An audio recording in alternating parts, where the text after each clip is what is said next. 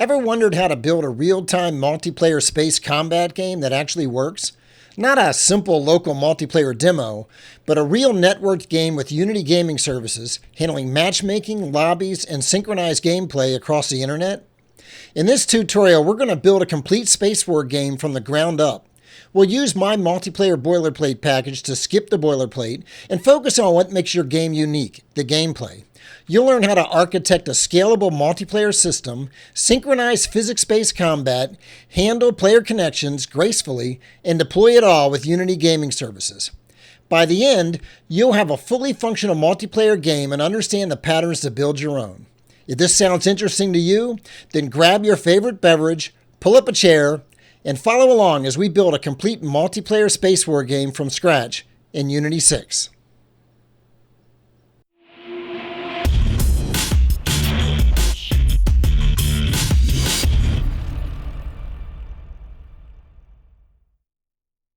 Okay, so diving right in, you can see I've got a brand new Unity 6.2 project.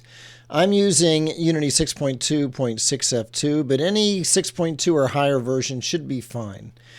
I suspect, at least, that 6.3 will work. I haven't tested it yet. Now, I have installed a couple of packages from the Unity Asset Store. These are both free packages. It's a 2D Space Kit and free Laser Weapon Sound Pack. We're going to be using some of those in our SpaceWar game. The very next thing we're going to want to do is we're going to want to install my core package from GitHub. So the way you do that is you go over to the web page, and there'll be a link in the description. Oh, by the way, I will put a link in the description for those two Unity asset packs as well. But when you come to this page here, we go down to Installation, Install Core Package Dependency. You can see that we've got this link to our core package, and I'm going to right-click that and say Copy Link. Then we'll jump back into Unity, expand this drop-down, and say Install Package from Git URL, and paste that link in there and click Install. And this will take a few minutes. Once that's installed, we're going to want to go and grab our multiplayer package, copy this link here, go back into Unity, expand the drop-down, install package from Git URL, paste in the multiplayer link, and click Install. So that's done installing, and you notice you don't see anything in our project hierarchy. This is actually installed as part of the Unity package cache as immutable packages, and I'll show you that a little bit later. One thing we want to do next is we do want to install under samples. So we're under our Midnite Oil Software Multiplayer Boilerplate samples. We want to install the Othello complete game. So even though we're making a SpaceWar game, we're going to use some things from this Othello game. And this is also going to install under this Midnite Oil software. It's going to install a menu that we can use to generate our project structure. So let's go ahead and click Import under Samples. And this will show up in our project hierarchy under Samples, Midnite Oil Software 1.9.0, Othello Complete Game. And there you can see it's got that complete project structure. Now, one thing I do want to point out is this game and our SpaceWar game are both going to use TextMesh Pro, and by default, you don't get the TextMesh Pro essentials and examples and extras. So I actually added a couple of menu items to install those. So if we click that, it'll pop up the Import Unity package for TextMesh Pro Essential Resources. We'll go ahead and click that. And you can see it created that folder there. And then if we bring up examples and extras, it will bring up that install window. And those are all installed now. Now, one thing we want to do, if we go to our build profiles and look at our scene list, we can say open scene list. Right now it's just showing this sample scene here. Go ahead and remove that. And then go into the scenes folder, select all three scenes, and drag them into the scene list. And hit Control S to save. And let's just go ahead and open up the Bootstrapper scene. And if you open up this scene, I mentioned how none of the things from the core package or the multiplayer package show up in your project hierarchy. But if you come over here and look at one of these, like say Event Bus, and then we double click the script here, it's going to open up your source code editor. In my case, it's going to be JetBrains Writer. And you're going to get a little message up here. This file is part of the Unity package cache. Any changes made will be lost. And if you want to go and see where this is, it's under Packages, Read Only. If you expand that, you can see there is the Midnite Oil Software Core, right? And then under Runtime, there's the Event Bus, all my music scripts, my settings scripts. All of those things go under this Read Only folder.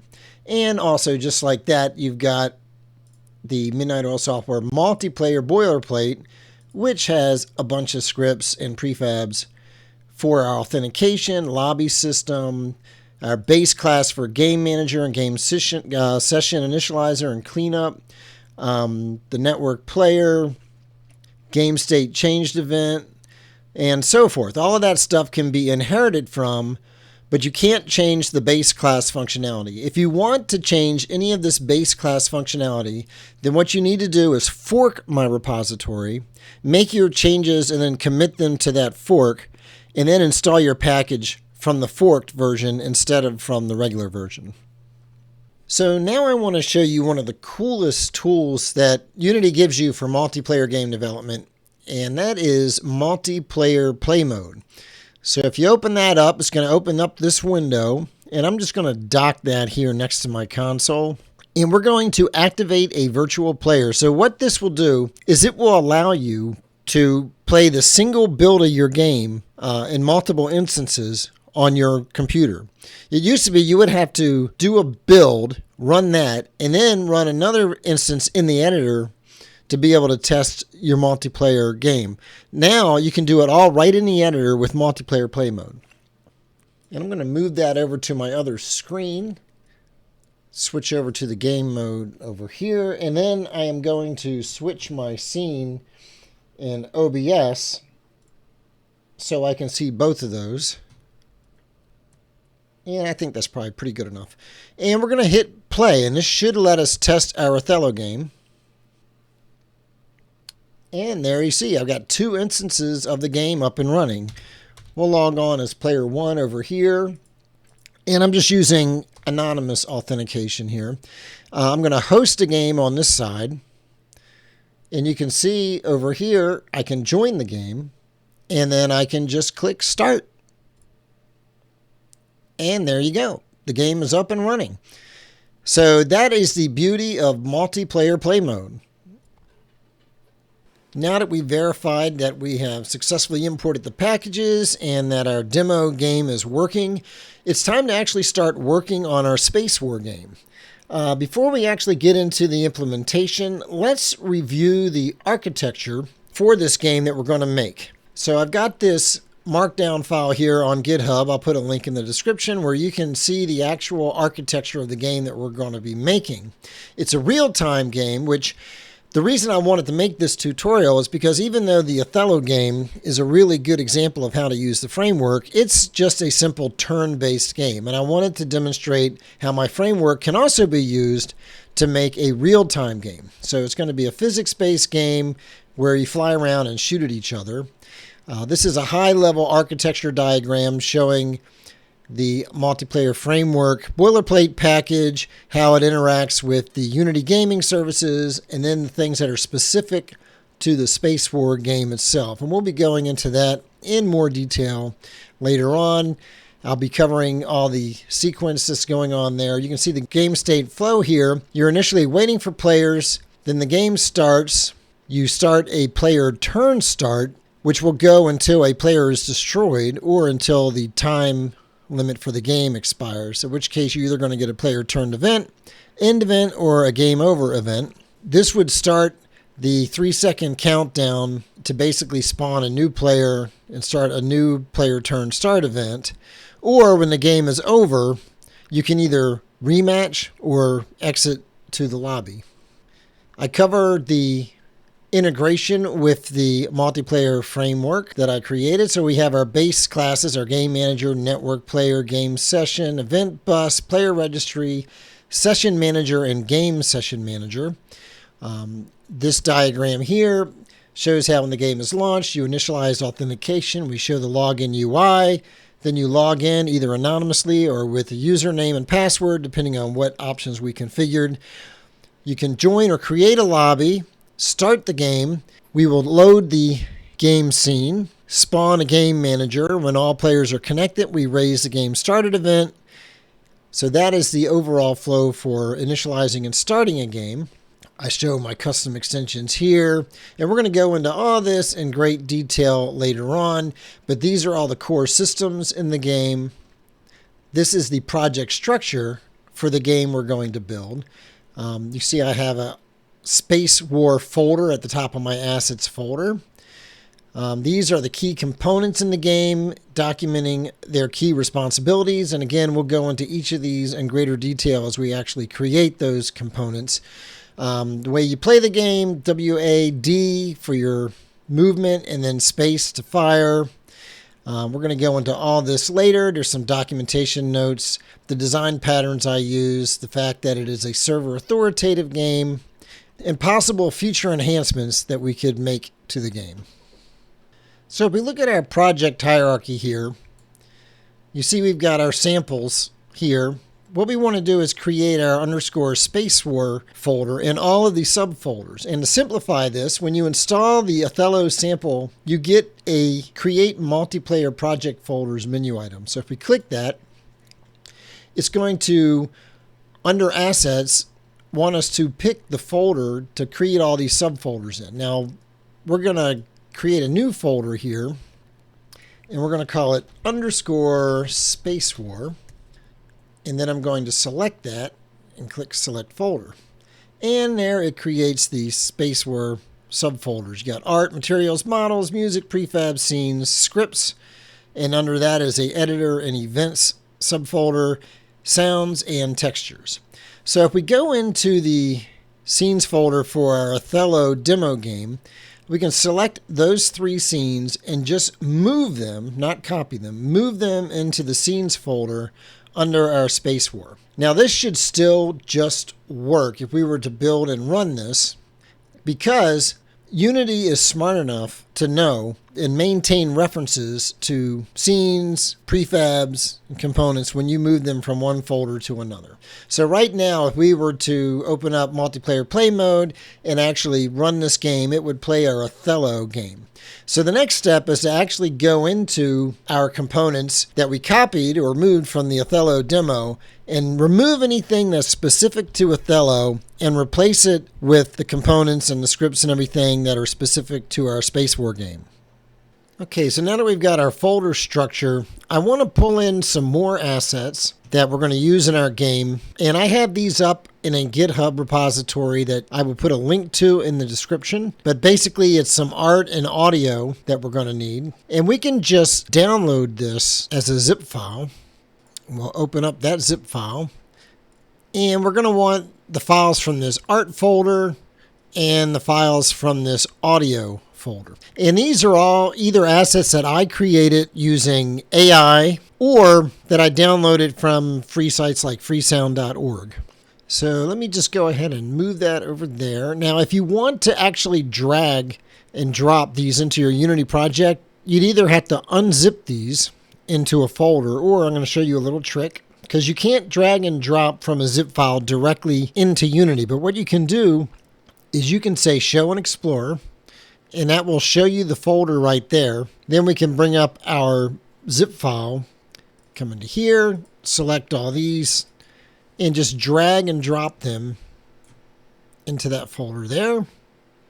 Okay, and we're going to come up and go into audio and drag and drop them and drag them into the sounds.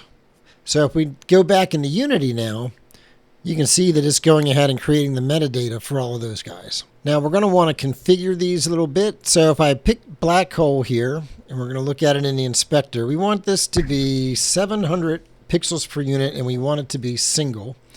And then we're going to come down here and click apply. This one we want to be 600, single, apply, 550, single, apply, and 1200, single, apply. And the reason we're doing that is because, I generated these with AI, and in order for them to be the correct size on the screen relative to each other, I had to tweak their pixels per unit a little bit. And these are the images that we're going to use for the player ship, and we're going to randomly assign one of these to the player when it's spawned, and so we want them all to be relatively the same size. They're going to be children of the actual player object. So let's go ahead and make that single, apply, single, apply, single, apply. Okay, so that's all of our art. And I think we should be fine as regards sound. So this is going to be what we're going to play when a ship blows up.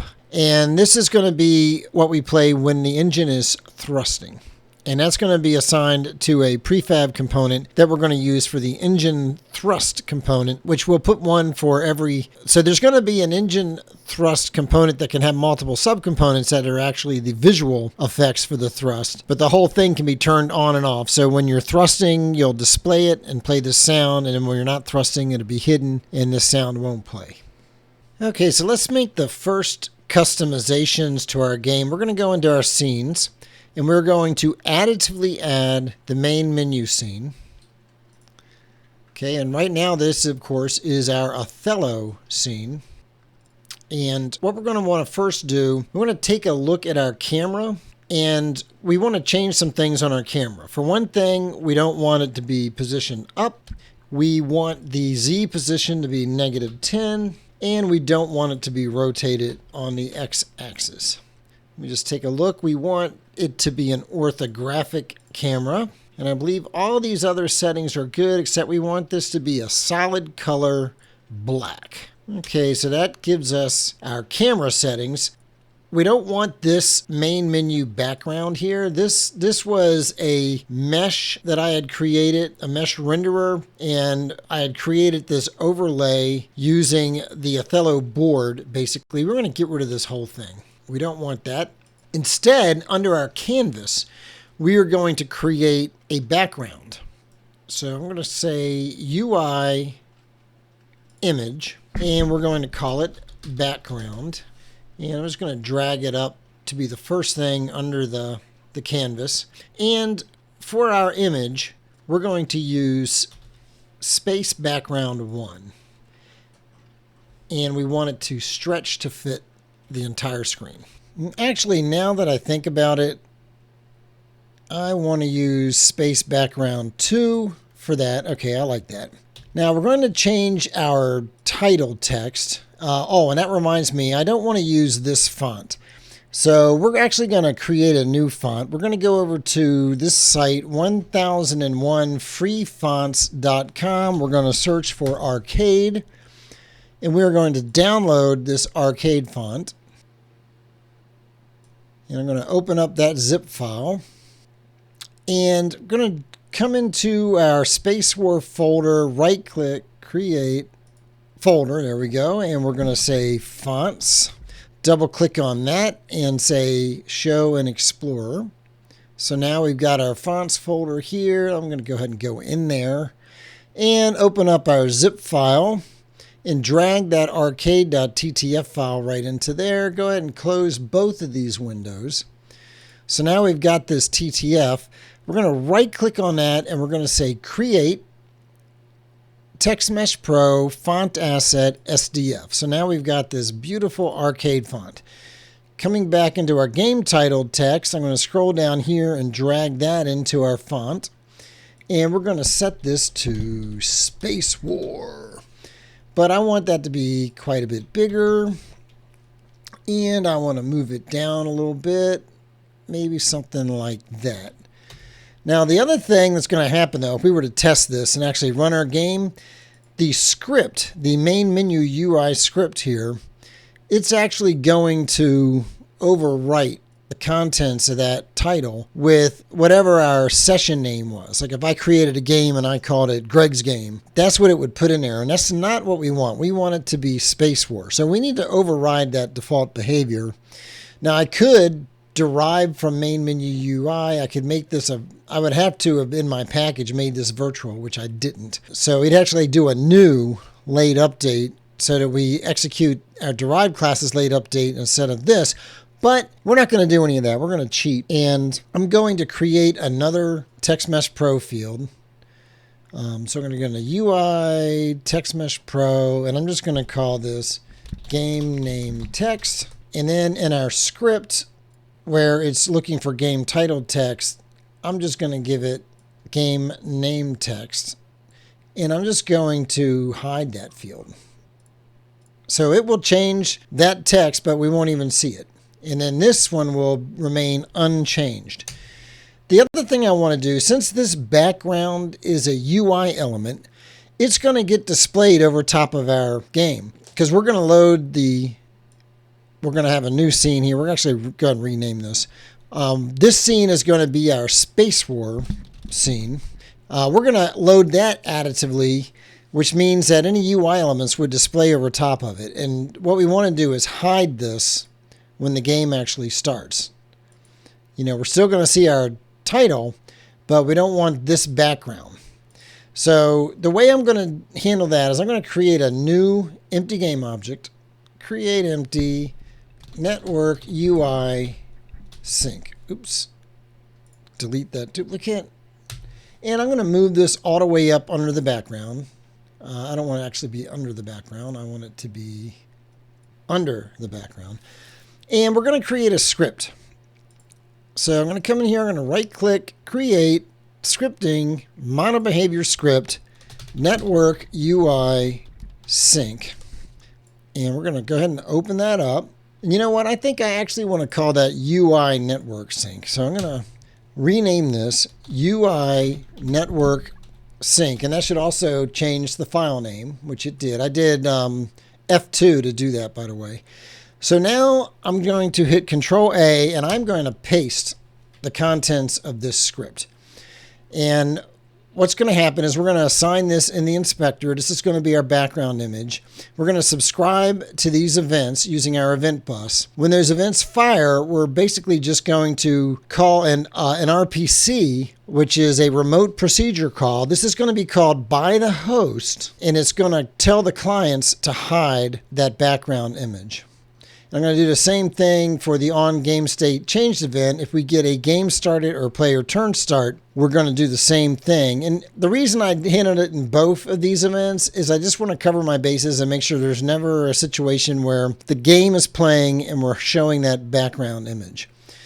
You've already created a game, you've already joined it. We just want to make sure that that thing goes away. And this is interesting. Reiner is telling me that we can, instead of doing an implicit check for Unity object lifetime, we can do an explicit check because this comparison to null is expensive. And so if I was to select that and look at the little light bulb here, sometimes you have to do this more than once. Yeah, so we get this convert to explicit Unity Engine object lifetime check.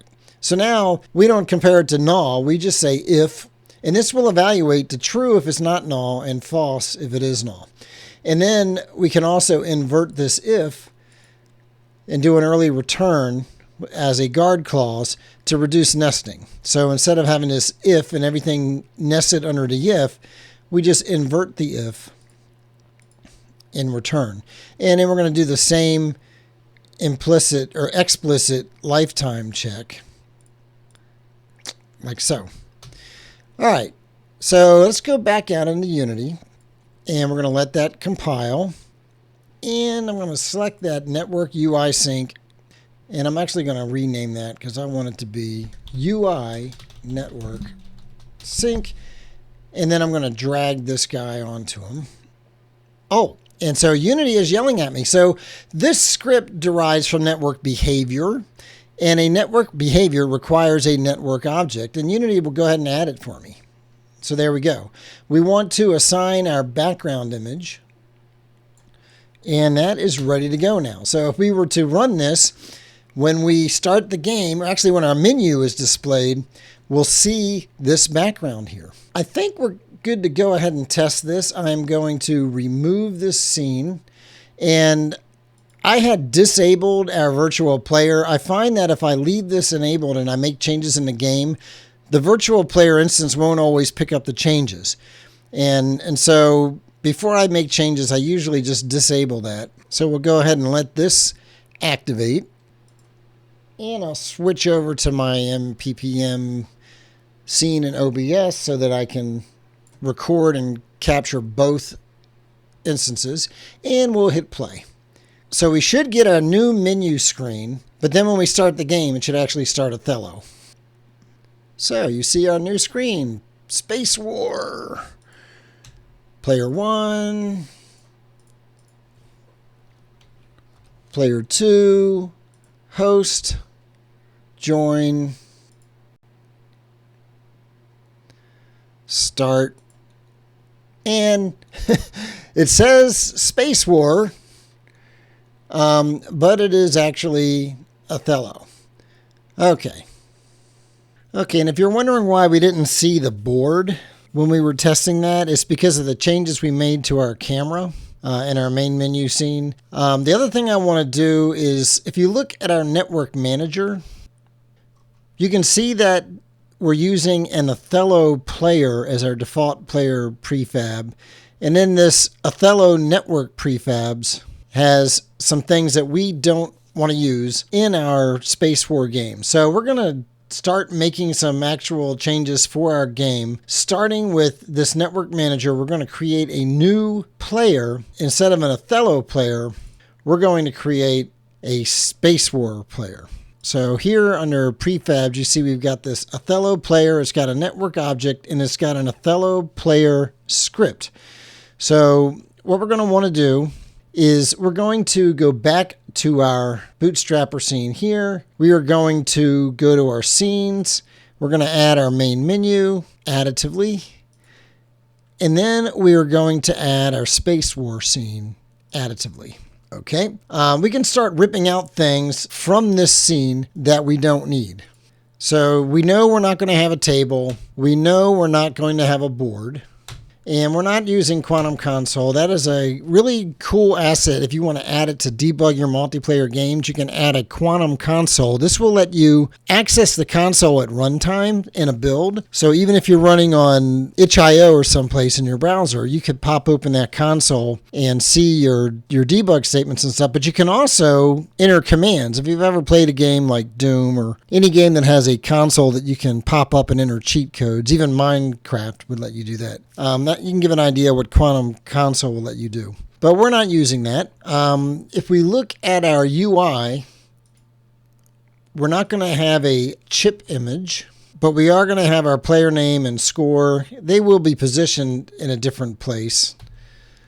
We are going to have a game over panel, but we're not going to have a pass or resign panel. This is not a turn-based game where the players can pass or resign. We are going to have get ready text. Now I'm going to give me some room here to work, and I'm going to create an empty game object.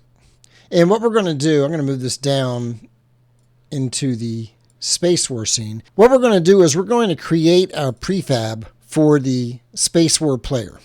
So the first thing we want to do, we want to rename it to SpaceWar player, and we want to add a network object to it. So there we go. And I want to make sure that its ownership is set to distributable, so that's good. We're going to give it a network transform. And we are going to synchronize the X and Y position, but not the Z position. And we're going to synchronize the Z rotation, but not the scale, and not the X and Y rotation. The authority mode will be owner. So players will move their own player. And I've turned off interpolation, but we are going to use half-point precision. Okay, I think that's good for our network transform. Okay, we also want to add a rigid body 2D to the player.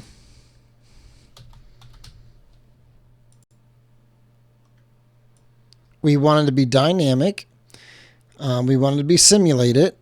We can leave the mass fine. We do want to have a little bit of linear damping because we are going to be using physics for the movement, and we're going to apply force to make it move through space, but we want it to have a little bit of drag, basically, so it'll slow down over time. And we definitely don't want any gravity scale. We don't want this guy falling.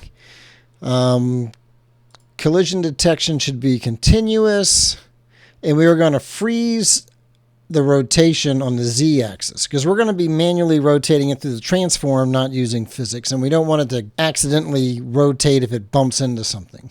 I think that is good for our rigid body 2D. Now, one thing I do want to do is I want to create some layers. Now, we are by default, we're not going to assign the layer in the editor because we're going to have different layers for player 1 and player 2. And so basically what we want to do is assign that programmatically, but I still want to go ahead and create the layers that we're going to use. So we'll drop this down and we'll say add layer, and I'm going to create player 1 and player 2 and player 1 projectile, player 2 projectile, and we're going to have a GravityWell. So those are our physics layers. So if we go into our project settings, physics 2D, we've got this collision matrix. We want to go ahead and disable all of these. Now, player 2 should interact with player 1 and player 1 projectile and with GravityWell.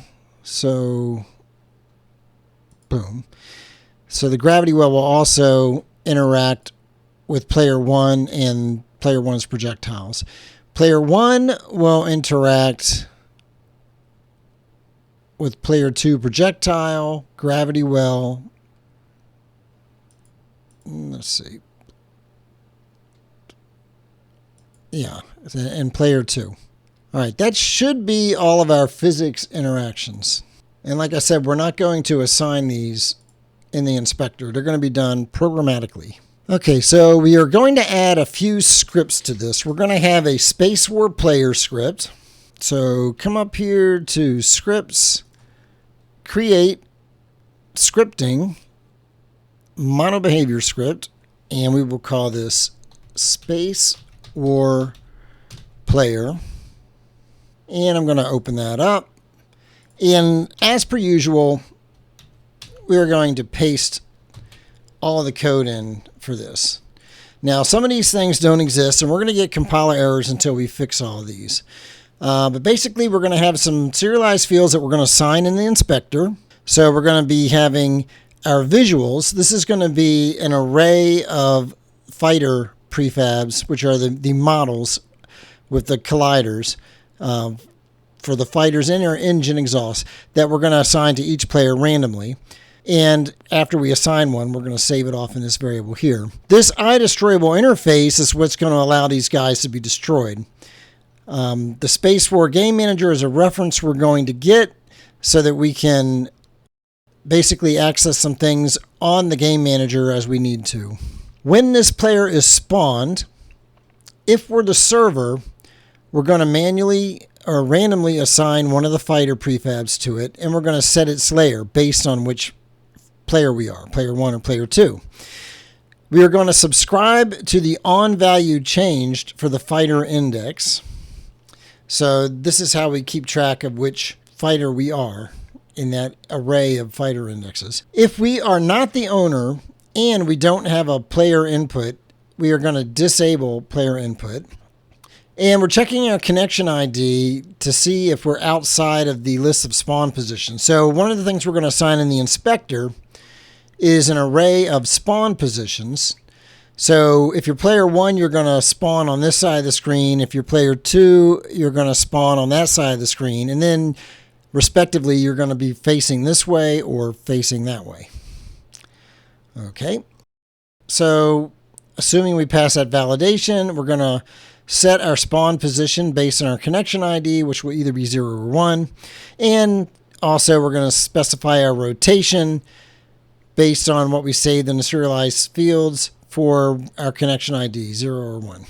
We're going to set our position and our rotation using the spawn position and spawn rotation. And then we are going to spawn the fighter. We have a ScreenWrapper component that is basically what we're going to use if we go off one side of the screen, we want to come back in the other. So if we don't have that, we want to add that component. And we're going to subscribe to the game state changed event. When our fighter index changes, we basically want to destroy and respawn a new fighter if we have a different image than we had before. We're going to set our layer based on our connection ID to be either player 1 or player 2. Spawn fighter basically gets the fighter prefab, and then we are going to instantiate that prefab, set its layer to the appropriate layer, and disable its visuals. When this despawns, we're going to unsubscribe from the fighter index changed event, unsubscribe from the game state changed event, and call the base class on network despawn. So we are deriving from the network player base class, which is in our boilerplate package. So there's a lot of stuff that we inherit from that package. We're only overriding the things that we care about in our game that are specific to our game. When the game state changes, depending on the state, we're going to do different things. Like if the game is started or restarted or we're waiting for players, we want to make sure we cancel the invoke of any enable ship visuals calls. And then we are going to reset our spawn position and make sure that our visuals are turned off. If a fighter gets destroyed, which will trigger the player turn end event, in that event handler, we want to make sure we cancel the invoke of any enable ship visuals calls. We want to turn our visuals off, reset to spawn position, our initial spawn position. And when the player turn starts, just to make sure, we're going to reset the spawn position again, and then we're going to invoke the enable ship visuals with a ½ a second delay. We just want to do this to avoid any latency issues that might cause this to get called before he's in the correct position and the states are correct. Enable ship visual just basically calls enable visuals on the fighter visual that we are assigned to. Resetting our spawn position. If we have a rigid body, we're going to kill any linear and angular velocity that we might have had. So if the ship was moving or turning, we want to make sure we zero that out, so when you respawn, you're not still moving. And then we're going to reset our position and rotation to the spawn position and spawn rotation. Destroyed target is coming from this IDestroyable interface. Basically, when you collide with something that can destroy you, it's going to get that IDestroyable component off of the collider. And then it's going to call this method, in which case you will, if you have an explosion prefab, you will instantiate it. And we will do network spawn on that explosion so it gets spawned to all the clients. And then we're going to tell the game manager, hey, we died. And that's why we grabbed this game manager reference. So that's pretty much everything for the SpaceWar player. We want to start implementing the things that we need. So we know we need an IDestroyable. And so the easiest way that we can do this is come down here, and I'm inside my namespace here. So you see namespace Midnite Oil Software Multiplayer SpaceWar. What we're going to do is we're going to say public interface IDestroyable, and then I'm going to select that, and I'm going to hit Alt-Enter, or it might be Alt period or Control period in Visual Studio. I can't remember, but basically we want to just move this to its own file, okay? So it's actually in the namespace. That's why I do it this way, because it automatically puts it in the same namespace that I was in here. So if we go back to the top of our file, you can see we no longer have a compiler error for IDestroyable. So now we want to add our fighter visuals. So we'll say public class fighter visual. And I'm just going to leave that empty, move it to its own file. And then I'm going to paste that code in there. And it's yelling at me because I need to include missing references. And so that all looks good. There'll be several things that we will assign in the inspector for those prefabs, but for now, this is enough to satisfy those compiler errors. So for the fighter visuals, you're going to have a renderer, a game object for the exhaust that we will display when you're thrusting. This will also have an audio source that will play that thrusting sound. A collider to see if we collide it with something. And then the muzzle position where we want our projectiles to come out. So enable visuals basically checks to see do we have a ship renderer. If we do, enable it or disable it depending on the value of this parameter. Same thing for the collider. And if we are not enabling, we want to set the exhaust to be inactive. So the reason we're not passing in enable here is we don't want to automatically enable the exhaust when we enable the visuals because they only want to be displayed or enabled if we are actually thrusting. There's a public method called showExhaust, which will, if this is true and our renderer is enabled, we will set active. And then the muzzle transform, this is just a expression body method that gets our private member variable as a public property. What other compiler errors do we still have? SpaceWar GameManager. So let's go down here, public class SpaceWar GameManager. I will move to its own file. Okay, actually before we paste in the code for this class, let's jump over to our architecture diagram and take a look at this component, the SpaceWar GameManager. So it's got a couple of network variables, actually a network list and a float for the time remaining. So you can see its core responsibilities are score management and time tracking. So the game is going to have a time limit, and when that time limit expires, the game's over. There's also a countdown between rounds, so every time a player gets destroyed before we start a new round, it'll pop up a little message that says get ready, and this handles that countdown timer. And also, this is where we orchestrate our game state and check to see if somebody won the game. So I'm going to select all and paste in the code for this game, and we'll just walk through it real quick. This derives from our base class Game Manager, which is in our package cache. So as you saw, we've got our network player, network list, or list of network players. This is actually wasn't shown in the architecture diagram, but we do maintain a list of players in the game.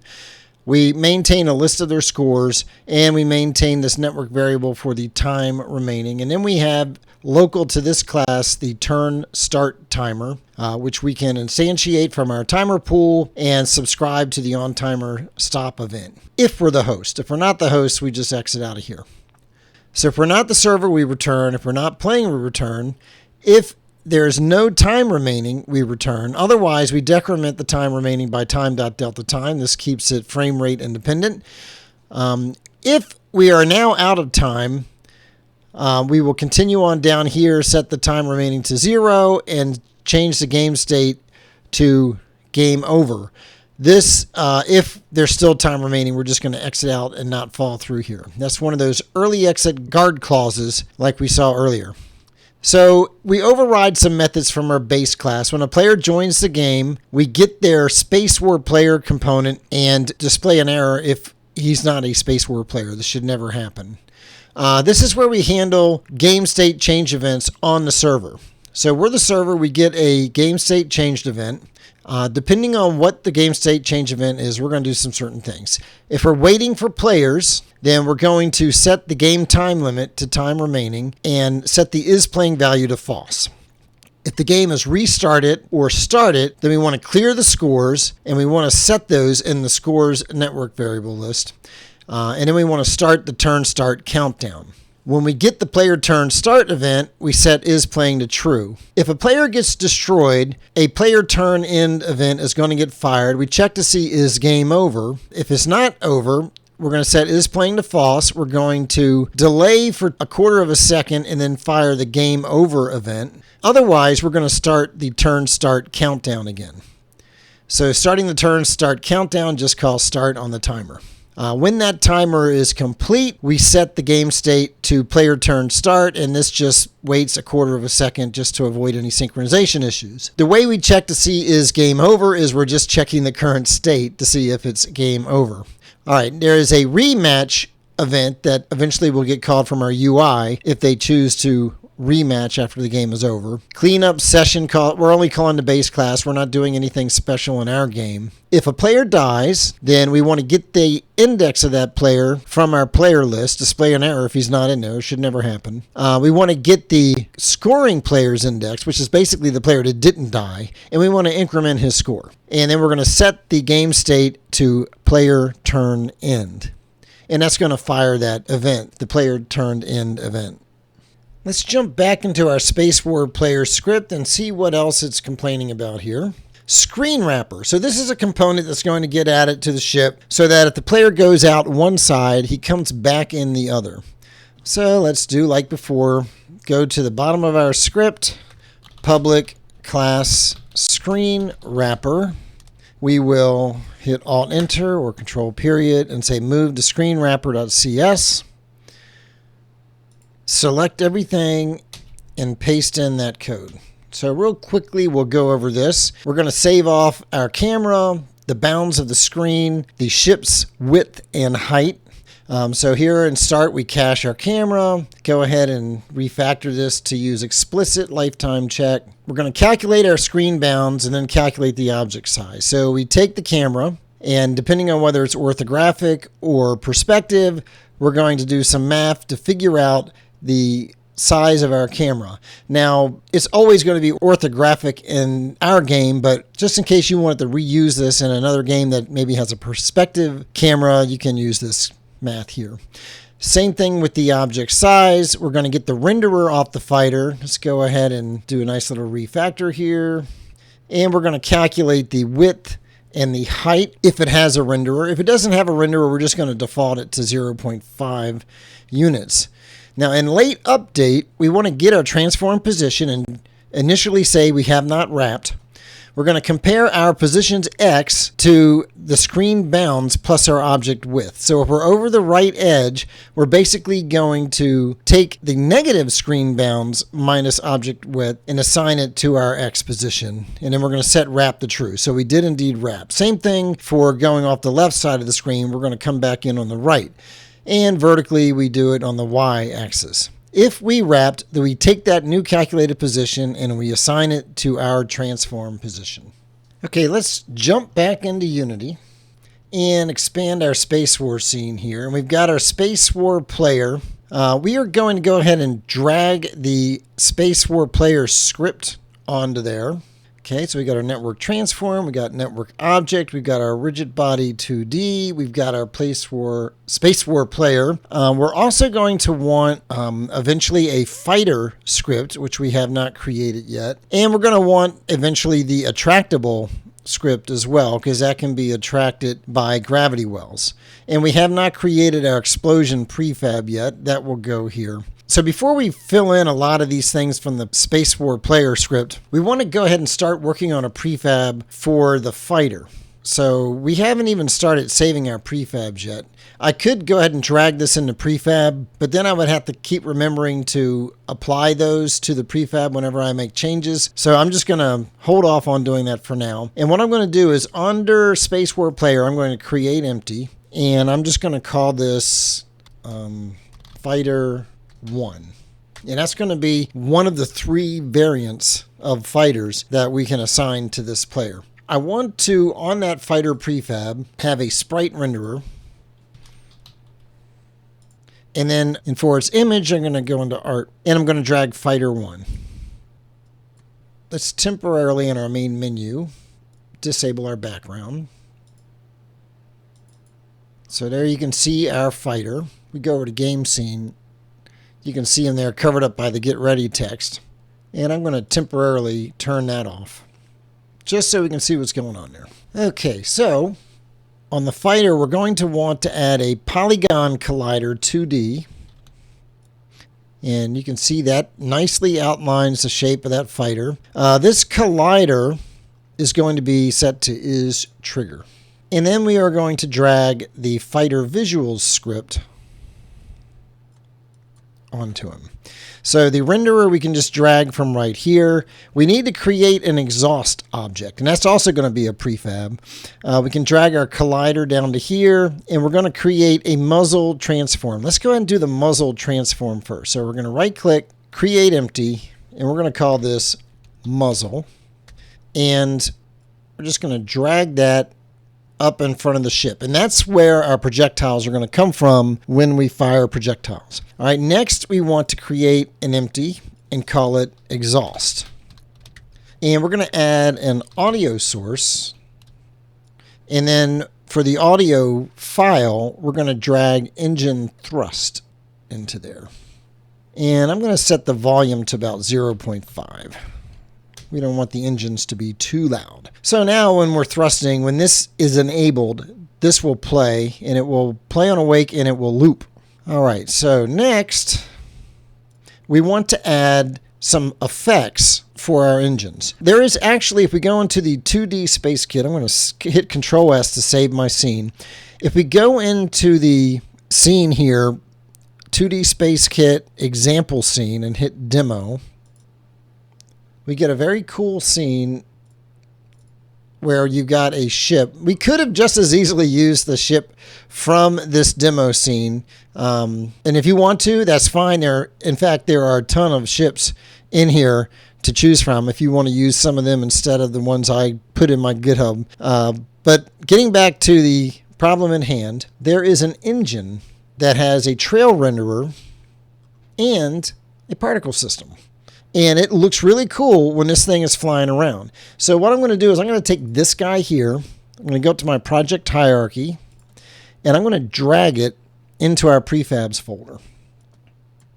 So now we have an engine prefab. If we go back to our scenes, we'll go back to Bootstrapper. I don't want to save the demo scene. I want to additively open the main menu, and then I want to additively open the SpaceWar scene. What we can do now is we can take that prefab for our engine and we can drag it. Actually, I want to expand this and I want to select exhaust. We can drag that engine prefab to the exhaust and then we can duplicate it. So picking this engine here, let's just position it somewhere around there. Okay, and then this one somewhere around there. So let's take a look at some things on here. On our transform, I definitely want that to be -1. Those all look good. Oh, okay, that looks good there.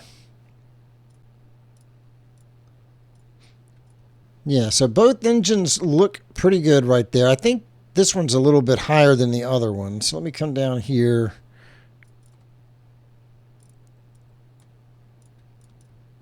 I think that looks pretty good. All right, so that pretty much does it for our engine. And now we can take the whole fighter, and for muzzle transform, we can drag muzzle right there. And then for exhaust, we can drag exhaust. And we have a prefab for fighter 1.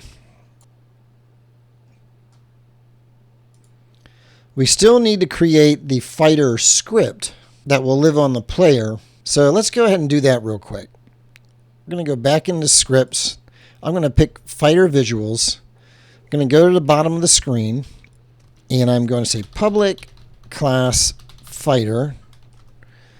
I'm going to alt enter, move to fighter.cs, select everything, and paste in this code. So let's take a look at this.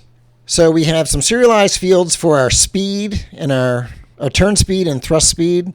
We have our weapon system, so we need to create a player projectile. We have the rate of fire, so there'll be a delay in between shots. You can't just fire as fast as you can press the buttons. We're going to save off our transform, our rigid body. There's a network variable that we can synchronize across the network about whether or not we are thrusting. And that's only going to be used to turn the visuals on and off, because the server is going to handle moving the player. We have our rotation input. We're going to get a reference to our fighter visuals. We're going to have a next fire time that's going to be based on our fire rate delay here. And then we also want to know the projectile layer. So we're getting a reference to our game manager. And I made a getter here that will, if that's null, try and find it and then return it. In awake, we cache our transform and rigid body. We also set our local position and rotation to be 0 and quaternion identity. And on network spawn, we are going to call this initialize method. We get our fighter visuals. If we're not the server now, we return.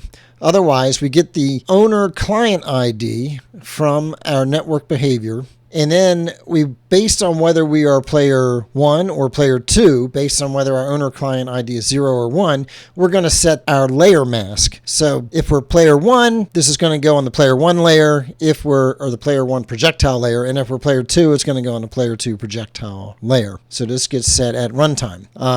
In update, if we're not the owner, we return. If we don't have a game manager and we're not playing, return. Otherwise, we want to handle legacy input. Legacy input is still using the new Unity input system, but we're not using action maps. That's all this quote-unquote legacy means for legacy input. In late update, if we have visuals, we want to show the exhaust component based on whether or not thrusting is true. And this gets synchronized across the network by that network variable that we created right here.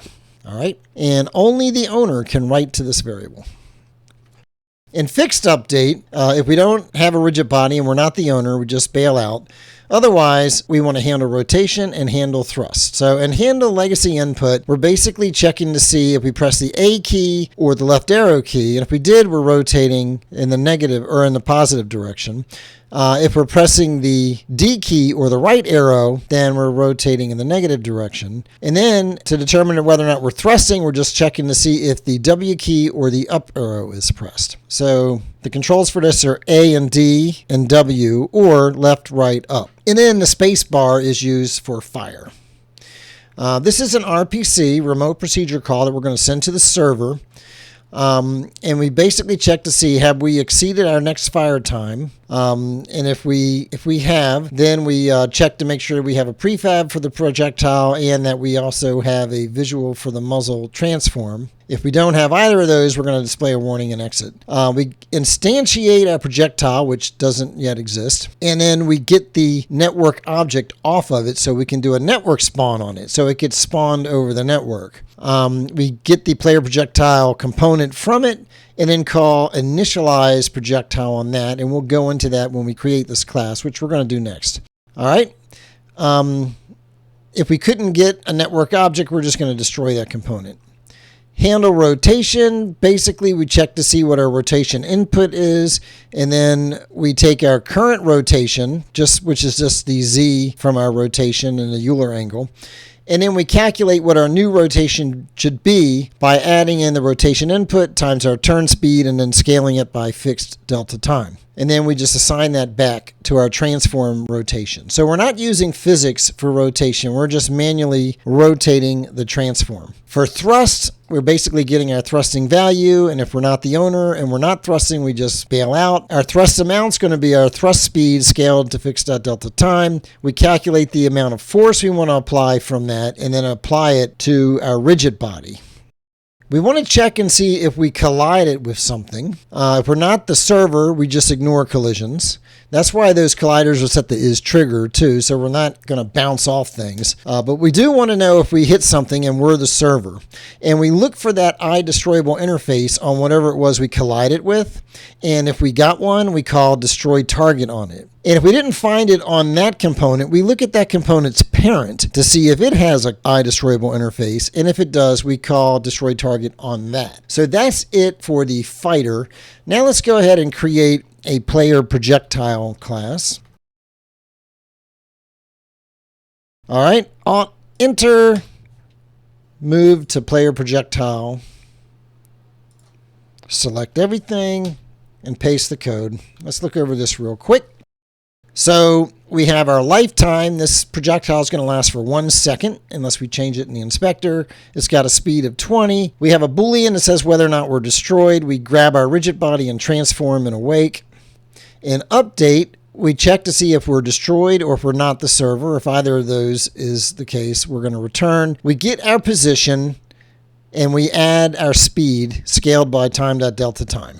So this is not using physics either. This is just moving by directly changing the position on the transform. On network spawn, If we're the server, if we're not the server, we just want to destroy this projectile. If we don't have a rigid body, I'm going to convert this.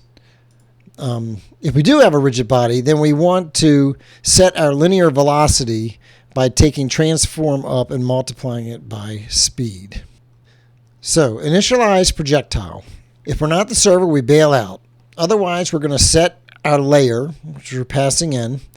We're going to try and get the collider component, and we're going to enable it. And on trigger enter 2D, we want to look for, again, that IDestroyable interface. And then if we have one, we want to call destroy projectile. Well, actually, if we don't have one, we're just going to destroy ourselves in return. Maybe we hit the black hole, which we can't destroy. Otherwise, we're going to call destroy target on whatever it is that we hit. And then we're going to destroy ourselves. And destroy ourselves basically sets destroyed to true. And then if we have a network object, we're going to despawn it. Pretty simple stuff. So now we need an IDestroyable interface. Okay, so I'm missing this reference. So let's come over here and say import missing reference. And there we go. And it looks like all of our compilation errors are resolved. And let's see, before we go and flesh out the rest of those prefabs, I want to create a couple more scripts that I know we're going to need. I just realized I didn't put this in a namespace.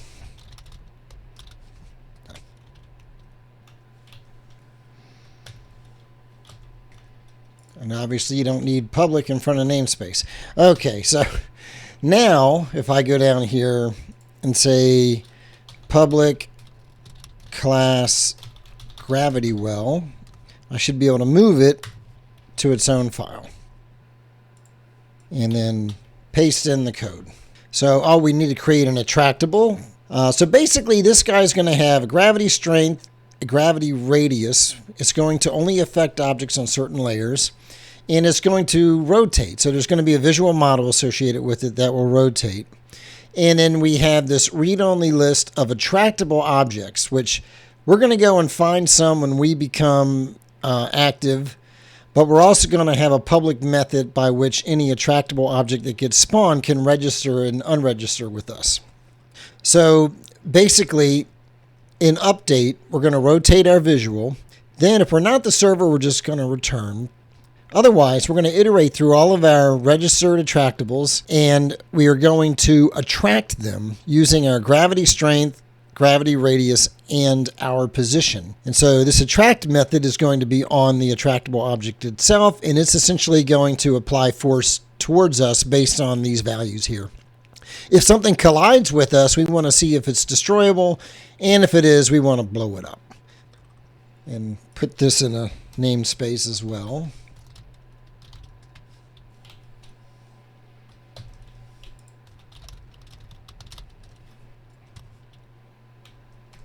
Move that to its own file. And paste in that code. And put it in a namespace. So let's take a look at the attractable. We have a rigid body, which we will grab in a wake. When we're spawned, we're going to register if there's any nearby gravity wells. We're only going to have one, but hey, why not support multiple ones, right? Maybe your imagination can run wild and you can have multiple black holes in your scene. When we despawn, we're going to unregister. The attract method, which is going to be called by the gravity well, takes the gravity strength, gravity radius, and the well's position. If we're not the server, we should just return. This should never get called, but if it does, we just want to bail out. We want to take our current position, calculate the direction to the well, calculate the distance to the well, and then figure out how much force we want to apply by calculating a fall off and a force magnitude. And then we are just going to add force if we have a rigid body. If we don't have a rigid body, we're just going to manually adjust the position, taking the force times time that delta time. Now, projectiles don't have a rigid body, but the player ship does, and I want the gravity wells to attract both, and that's why I'm handling both of these cases here. To register with a nearby gravity well, we're just going to go find them, and then we're going to call register with gravity well and pass in our network object ID.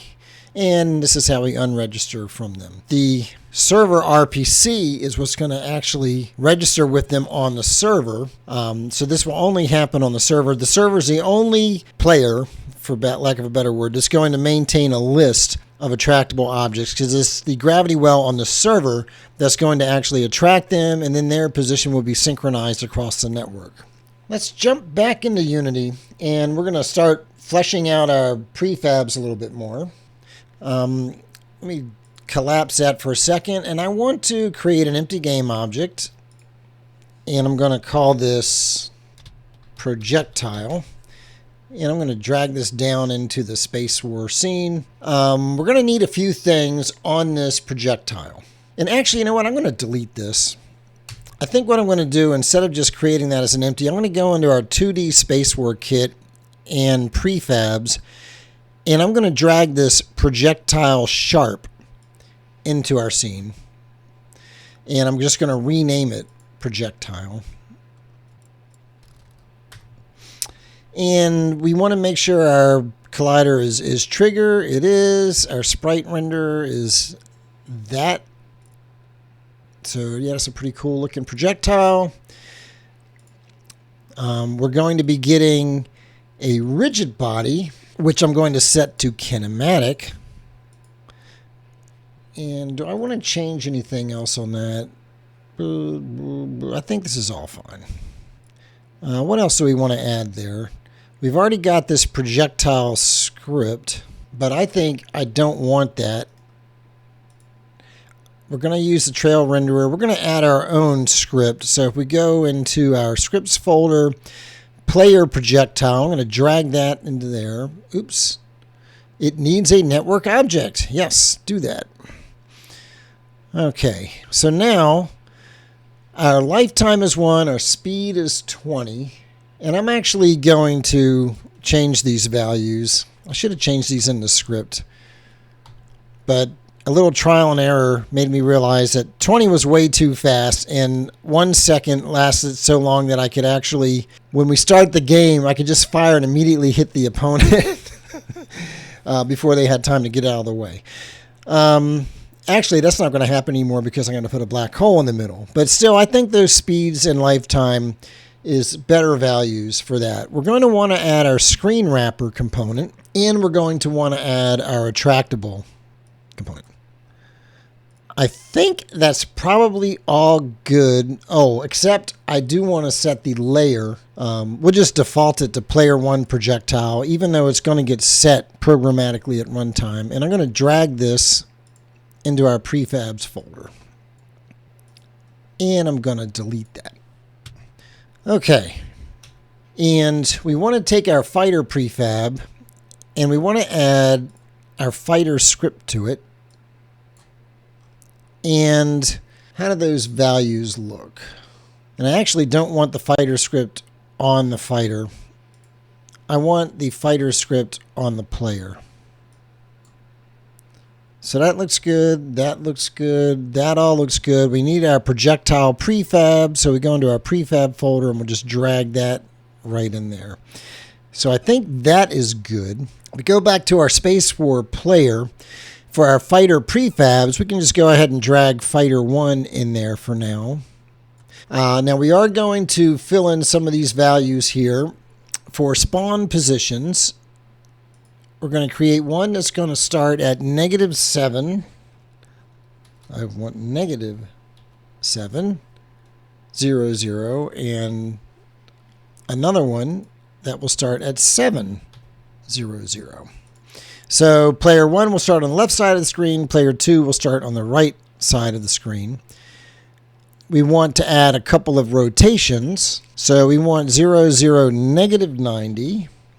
And we want 0, 0, 90. We need an explosion prefab. Actually, I'm going to go ahead and drag this into our prefab. Okay, so going back out to our 2D space kit prefabs, there is an explosion prefab. I'm just going to drag this into the scene. And I think that should be fine as is. So I'm just going to drag that into our prefabs folder as a new prefab. And I'm going to delete it from here. And so explosion prefab on our SpaceWar player. Let's just, why did I have that? Oh, I dragged it into the wrong folder. Let me delete that. Drag that back into here. And then I'm going to drag it down into this prefab folder as an original prefab. Okay, so now going back to our SpaceWar player, drag that explosion right to there. I could have assigned it from the 2D space kit, but then if we ever want to go and delete this package, we don't have any dependencies on there. What else do we want to do?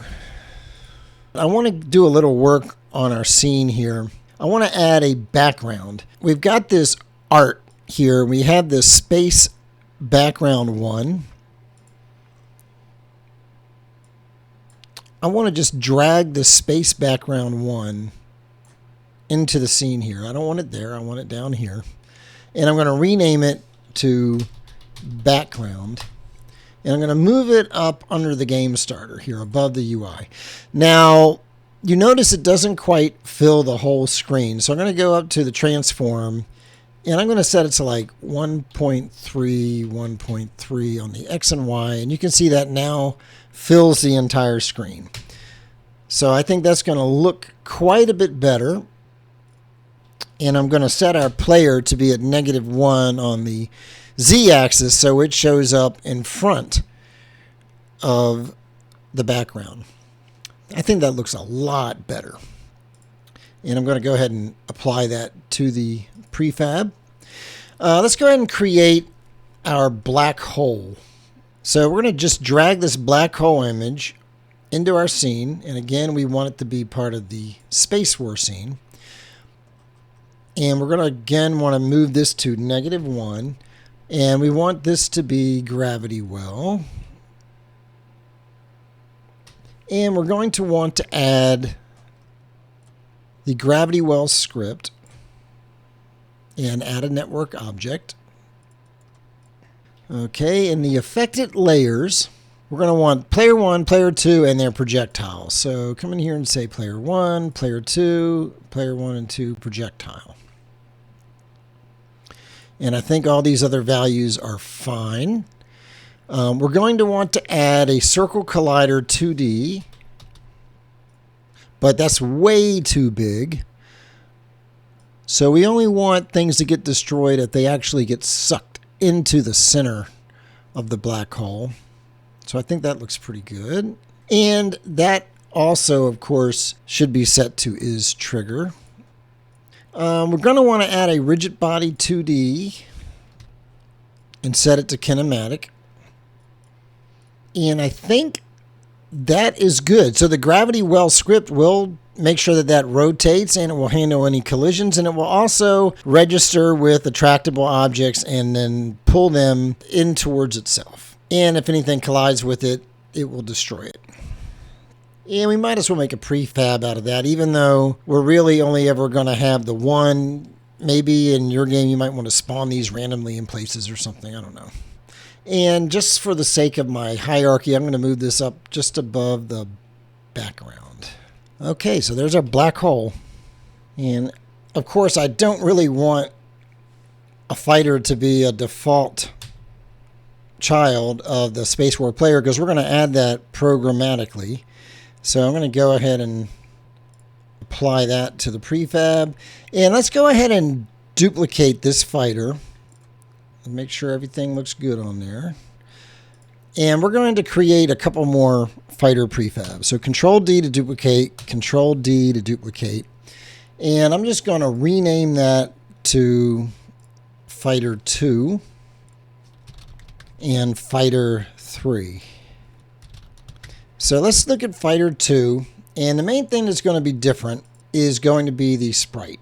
Instead of Fighter 1, we're going to use Fighter 2. But that means our collider is probably not going to be right. Let's see. It is not right. So what we can do is just click reset. And now our collider matches our sprite. The other thing we need to do is, we have our engine exhaust. We actually have two of them. And this ship only has one engine. Just for design purposes, I'm going to temporarily drag this onto our player.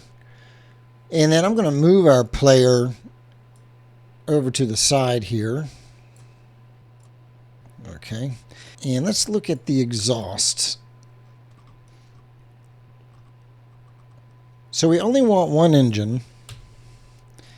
And we want to move it to right about there. I think that should probably look good. Okay, and then we can go ahead and apply that and then delete it from our player. And let's take Fighter 3, drag it onto our player. We're going to go into its sprite. We're going to change it to Fighter 3. We're going to go into its collider and say reset. Let's just go ahead and double click that. That looks good. Okay, so now let's look at his.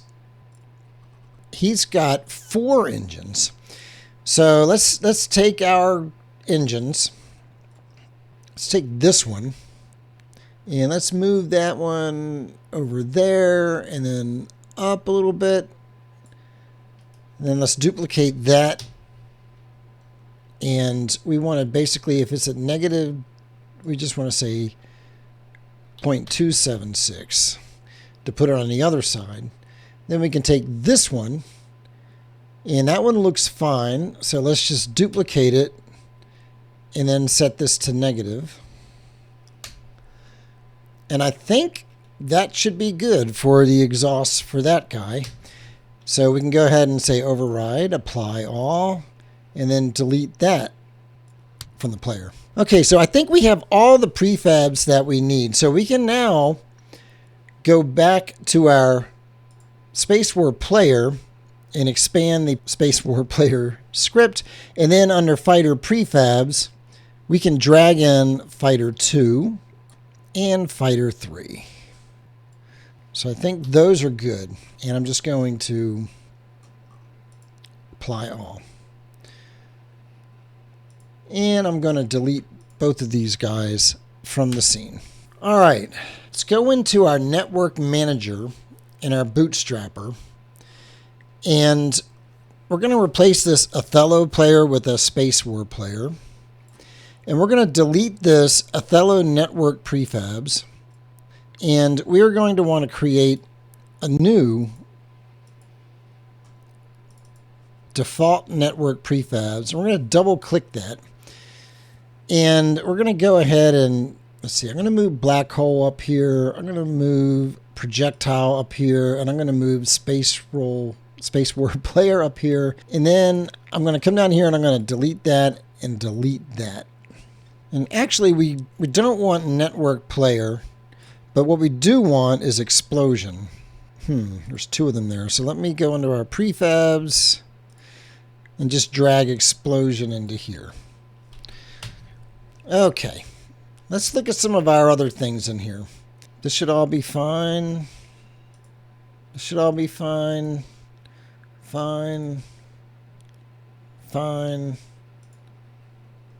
Okay, so this is going to be something we want to change. We don't want to use the Othello game session initializer and cleanup. We're going to want to create some specifically for SpaceWar. So let's take care of that next. So to take care of this, let's go ahead and remove this script and remove this script, which of course breaks both of those. And we're going to go into our scripts folder and let's just double click one of these, come down to the bottom of our script and say public class SpaceWar game session initializer. And we're going to hit Alt Enter, move to its own file, and paste in that code. So we're going to call the base class on our game session initializer, log out some text into the debug console, and then we are going to call our project scene manager and set up our scene management and load our game scene. So And here, we load the menu scene. And then if we're not the server, we're just going to log this and get out of here. Otherwise, we're going to verify our scene. We're going to subscribe to the onload event completed, onload complete, onload event. I always unsubscribe before I subscribe. I don't always do it, but it's a good practice to do this just to make sure you don't subscribe more than once. And you get this will get called twice, and you don't want that to happen. And then we're going to load our game scene, which we use a coroutine to load this asynchronously. So we're going to load the menu scene, and we're going to load the game scene. And this basically is just us to check to make sure that our scenes are valid before we actually go ahead and load them. Load scene async. We're going to do a yield return. So this is an IEnumerator, basically a coroutine. We basically just want to do this in the background so we're not blocking the UI thread. And we do some stuff. We just want to handle when the scene gets loaded. And these are things that are all done in the Project Scene Manager. You can dig into this if you want to, go a little deeper. But basically, we just want to make sure that things are all set up correctly when our scene loads. And so we're calling that from our setup, our SpaceWar Game Session Initializer class. Let's go ahead and create SpaceWar Cleanup and move that to its own file. And this actually isn't going to do anything. We're going to derive from the base class, but we're not actually cleaning up anything. So let's go back into Unity and let Unity recompile. Make sure that we're on our Game Session Manager class, and we're going to drag in the Session Initializer and the Cleanup class, and then we're just going to drag them into their respective fields in the inspector. And for max players, we only want to have 2. All right, let's go ahead and hit Control-S to save everything. We're going to remove this scene. And I think we may actually be ready to try and test this out.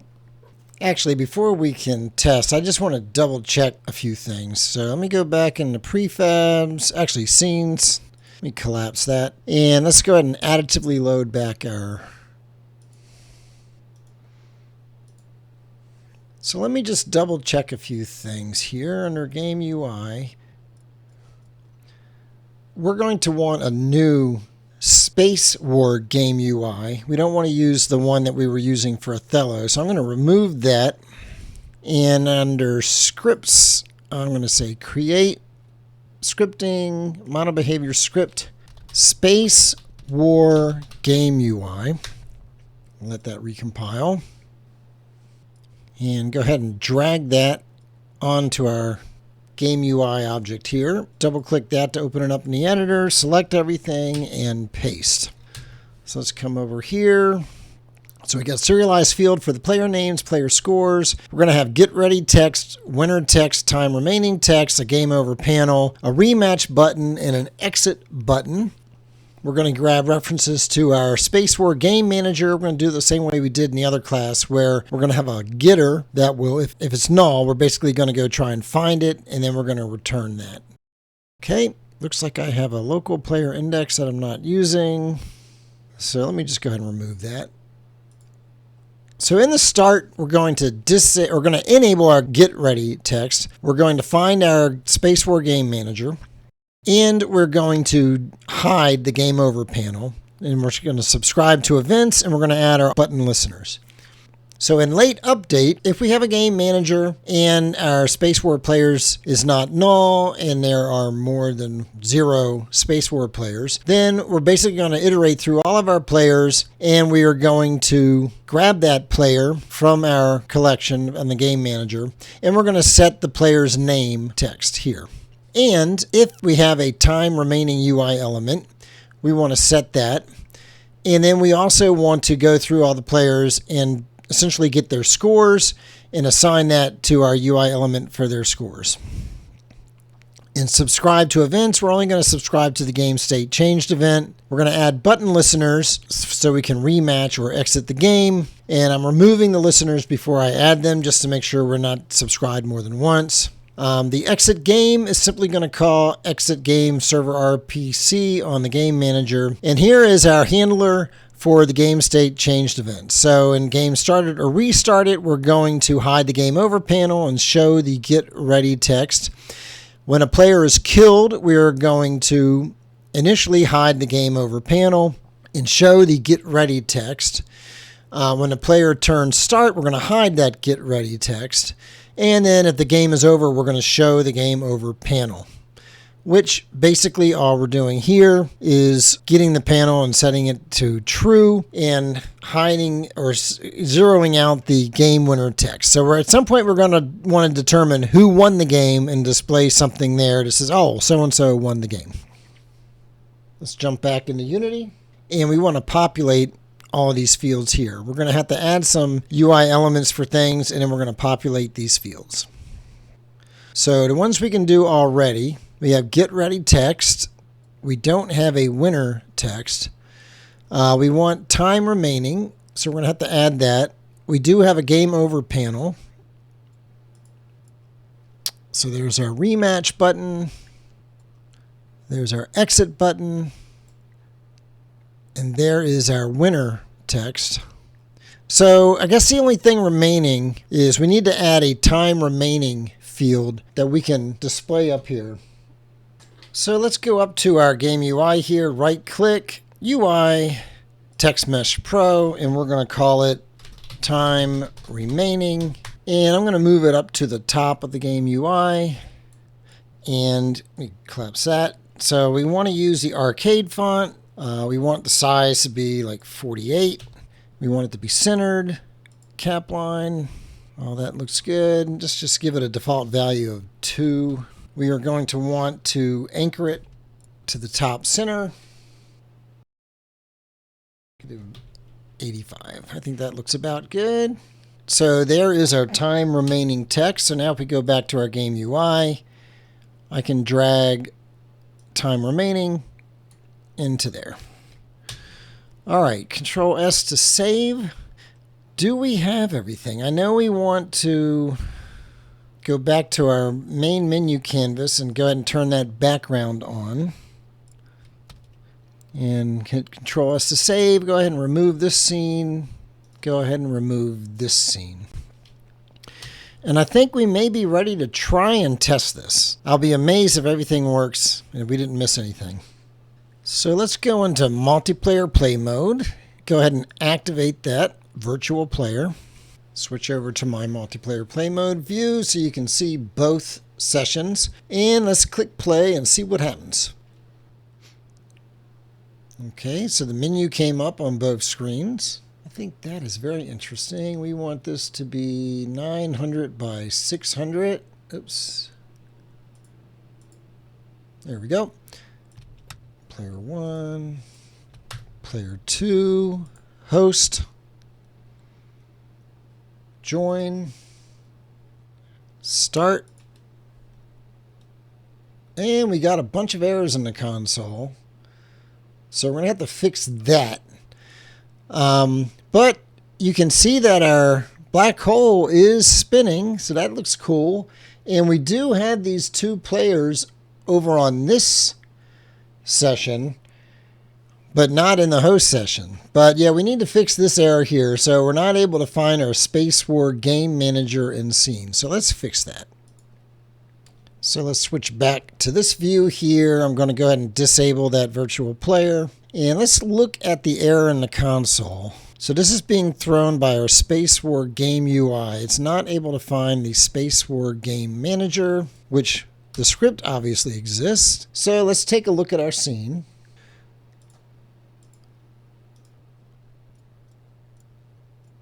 And we're still using the Othello Game Manager. So let's go ahead and remove that and go into our scripts and drag the SpaceWar Game Manager into here.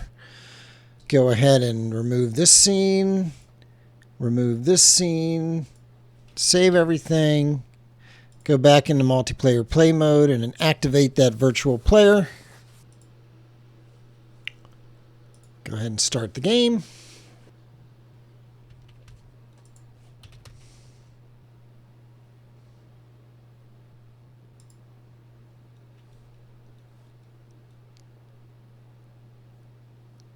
We're still not seeing the fighters on this side.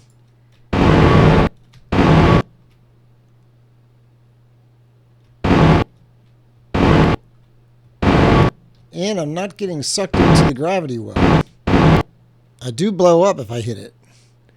So we have a few things to debug here. So let's go back to this view and disable our virtual player again. And let's just look at things and see if we can figure out what might be going wrong. I'm going to reload these scenes.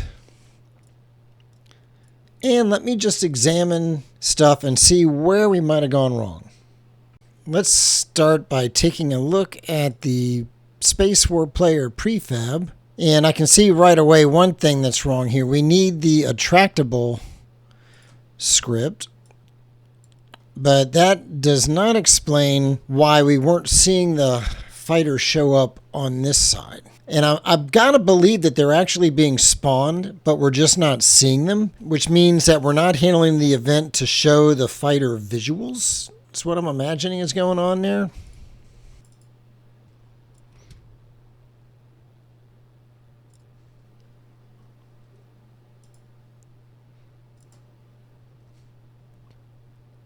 So I suspect something might be going on in here.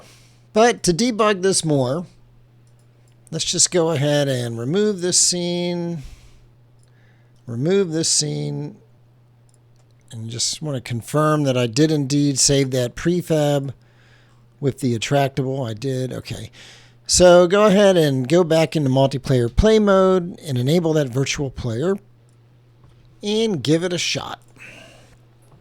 So I expect to see the same behavior where the fighters are not being visible on the host, but I do expect that the fighter will be sucked into the black hole if I get too close to it.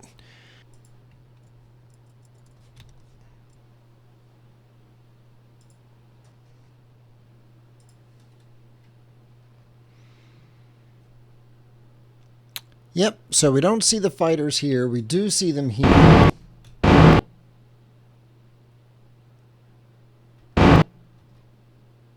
I'm still not being attracted by the black hole. It's very interesting. Let's take a look over here. It's interesting, it spawns the player under the main menu scene.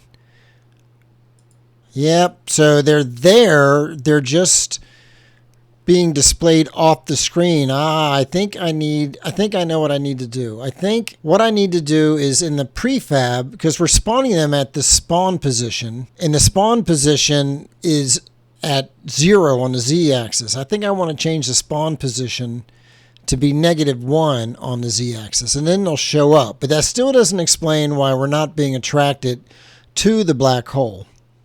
So we look at the console. It's interesting. It says it's applying force toward the GravityWell, but it doesn't seem to be doing anything. Very interesting. But let me go ahead and fix the spawning issue. So temporarily deactivate that. Go into our prefab for the SpaceWar player. Go to the spawn position and set this to -1 on the z-axis. And go ahead and re-enable multiplayer play mode. And I just realized you couldn't see what I was doing because I was on the wrong screen. Basically, I went into the SpaceWar player and I changed the spawn position to be -1 on both of these axes here. Go ahead and give this a shot.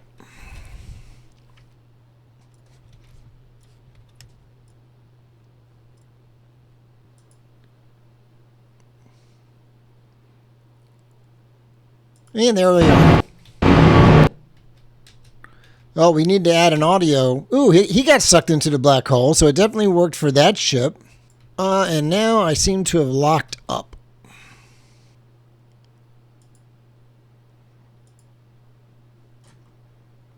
Because we're missing the explosion prefab on this network object component. Okay, so a couple more things to fix. So let's see if we can figure out what's going on there. We go and look at our explosion prefab. Drag that up there. Okay, I see a couple of things that are a problem. So there's this particle system destroy, let me go ahead and remove that component. And what I want to do is I want to create a couple more scripts in here. Let me just go ahead and open up one of these, go down to the bottom of our class, and I want to create a script called NetworkPS-destroy and move that to its own file and then paste this code in. So basically, if we're not the server, we want to do nothing. Otherwise, we want to grab the particle system and check to see if it's still running. And essentially, we're going to do this invoke, which says, after this duration, execute this function. So it's going to take the duration of the particle system, and then when it finishes running, it's going to call despawn object here. And then again, if we're not the server, we'll just return. Otherwise, go ahead and refactor that. If we have a network object and we're spawned, despawn it. So that's one thing. The other problem, which was what the error was, is we don't have, it's got to wait for Unity to recompile, we don't have a network object on our explosion prefab. So we want to come in here and add a network object. And I think that will fix that bug that we were seeing. So let me go ahead and go to multiplayer play mode. I'm going to deactivate, and I'm just going to say save project, and then I'm going to reactivate that and start the game.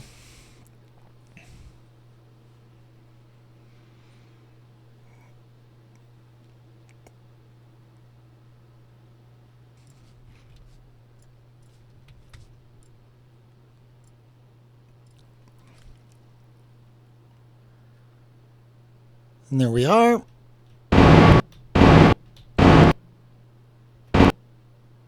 Boom. Okay, so that's all working. Ah! That GravityWell is tough.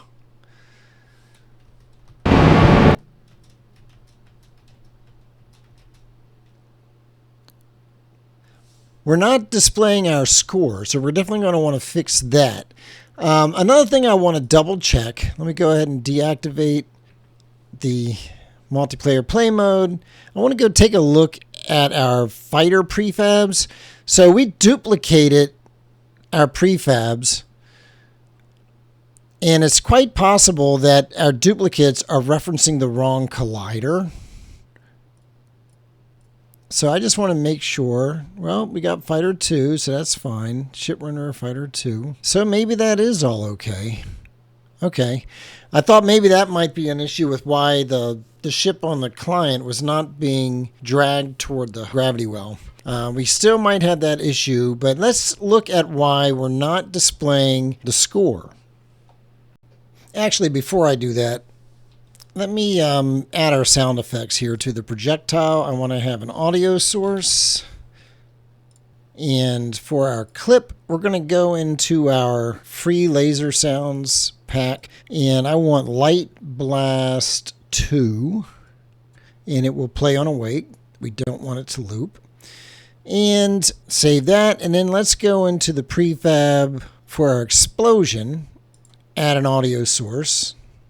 Expand that, and for our clip, we're going to go into sounds and drag this distant explosion sound into there, and again, it will play on awake. So now at least we'll have sound effects. Let's see if we can't figure out what's going on with our UI though. Go up to our scenes, additively load the main menu, additively load the SpaceWar scene, and take a look at our UI here. So there is the scored text, and there is the player name text.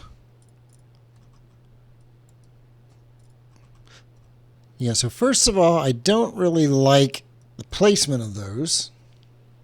Let me take this whole thing. Let me just put something in here so I can see it. I'm going to say player 1, and then for score, I'm going to say 0. And let me just, first of all, drag this up somewhere about there, I guess. We obviously don't want that font. We want the arcade font. That should all be good. Looks like it's a little bit big. That should probably be good. And then for the score, we also don't want that font there. We want to use the arcade font. That all looks fine, fine. But that location is terrible. So let's just do center and position that down a little bit below, like that. I think that probably looks okay. Again, this is a little wide. Okay, that's probably fine. I'm just going to duplicate this, and I'm going to delete that one, and then I'm going to rename this one to Player 2, and then I'm going to set this to 721, so it's over on the other side of the screen. And we need to drag those guys into here. So Player 1 text and Player 2 name text. Go ahead and collapse those. And then the player scores. And now we should be getting our UI displayed correctly. So go ahead and minimize that or remove that and remove that. And we should be just about ready to try and test again. Fire up multiplayer play mode again, activate that virtual player, start the game.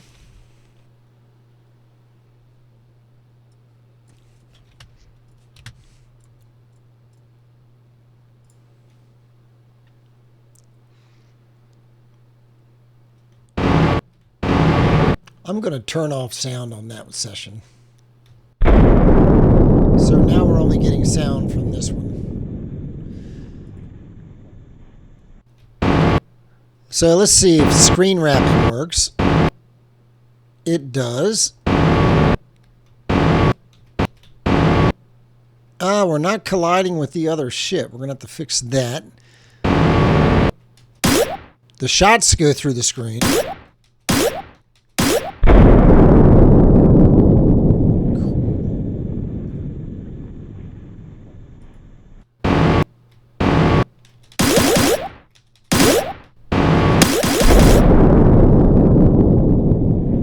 So the score is working. But this player is not getting sucked into the GravityWell. I wonder why. I collide with it, but I'm not being attracted to it. So what I'm going to try and do, I'm going to stop the game and then start it again. And this time I'm going to host the game from the other session so I can debug it on the client side and see if I can figure out why he's not being attracted. I'll make this one player 2, this one player 1, this one will host, this one will join, and this one will start.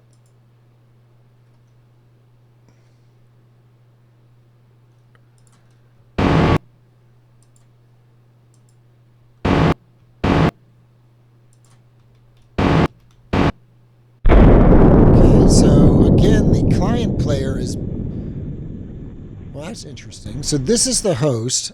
Okay, yeah, so the host was attracted. All right, let's try it as a client.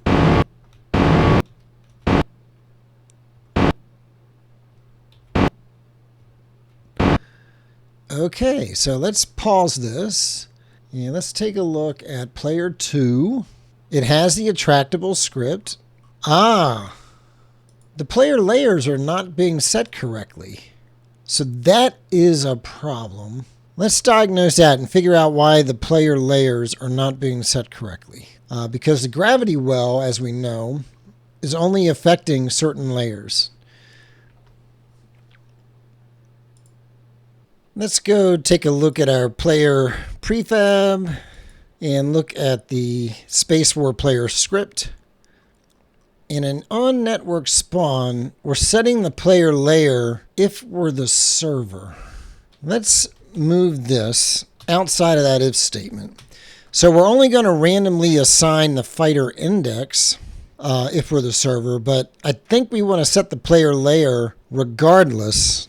So it's going to look at our connection ID, and we're either going to be player 1 or player 2. All right, let's go ahead and rebuild and see if that doesn't fix the problem.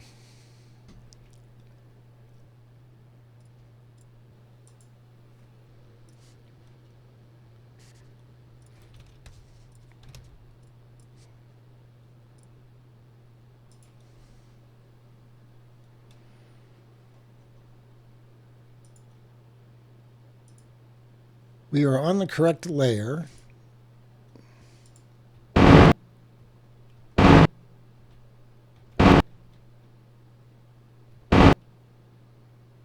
But we are still not getting attracted by the GravityWell. At least not that I can tell. The good news is when we got down to 0 time, it went to the game over screen and I could rematch or exit. So we could play again.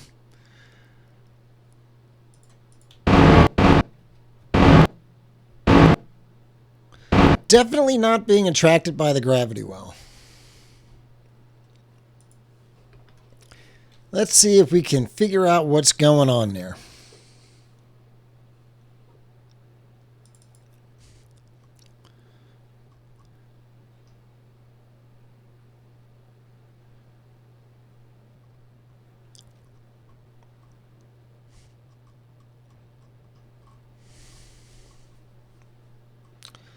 So we should be getting a log message whenever something is added here. So I'm going to see debug.log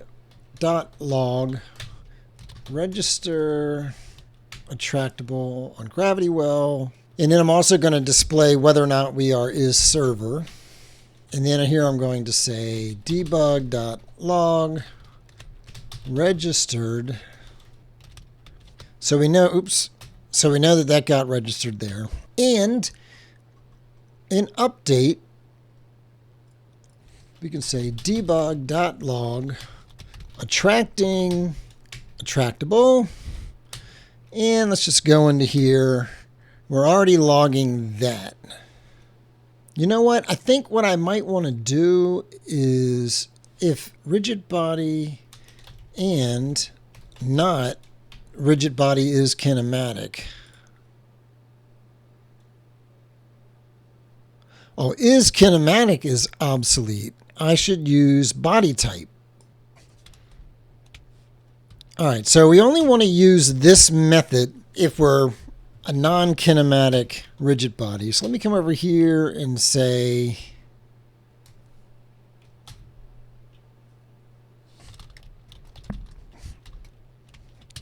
and then down here,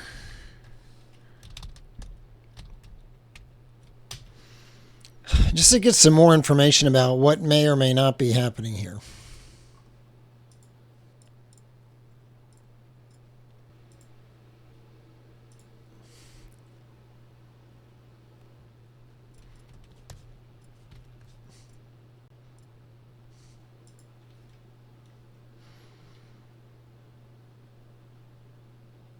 So first of all, let's just look for attract. Huh, that's interesting.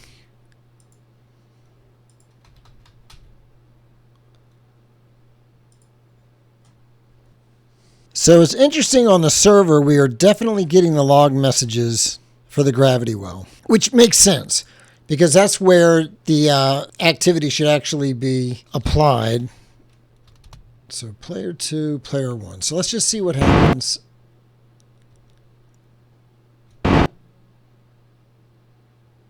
Okay, so it says it is applying force to this guy's rigid body. But it does not seem to be having any effect. And then the game is over.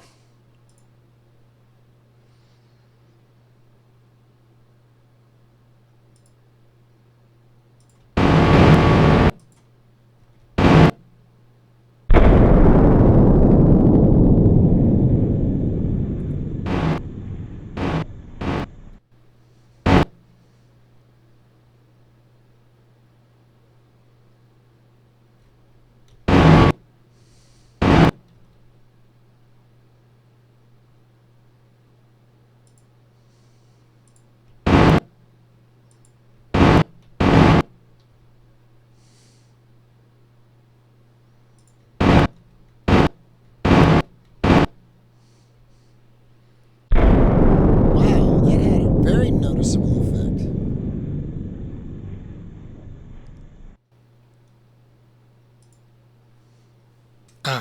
I think I know what's going on.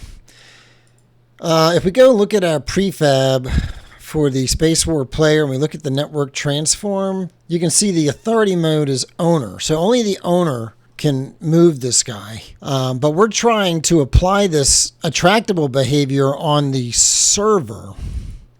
We've got this if not is server return. So I think what we need to do instead is make this an RPC on the client, and then we can call this from the server. So let's see here. We'll call this one RPC.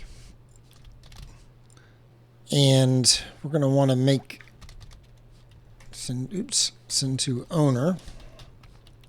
And we want to have public void attract.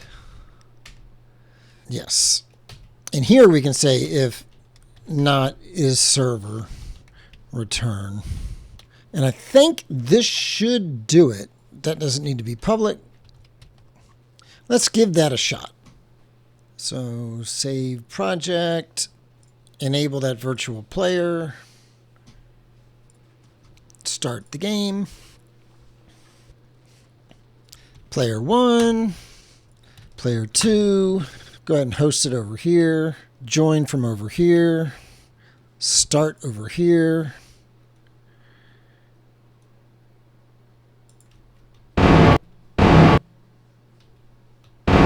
And we get sucked in. All right. I believe it.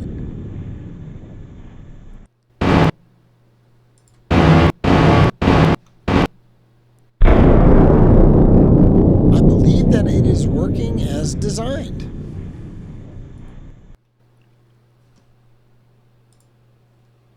Okay, now that we've got our game working, we want to deploy it so other people can play it. So what we're going to do right now, we're targeting Windows. So we're going to go into our build profiles and we're going to switch to web. And we want to go to our player settings.